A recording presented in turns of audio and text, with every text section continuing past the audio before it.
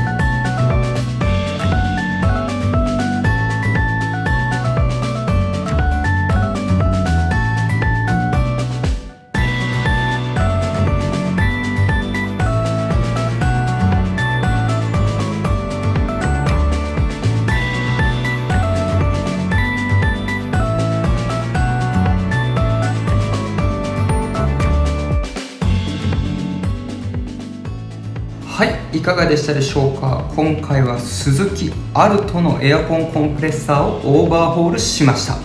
綺麗になりましたね。めでたしめでたしクー。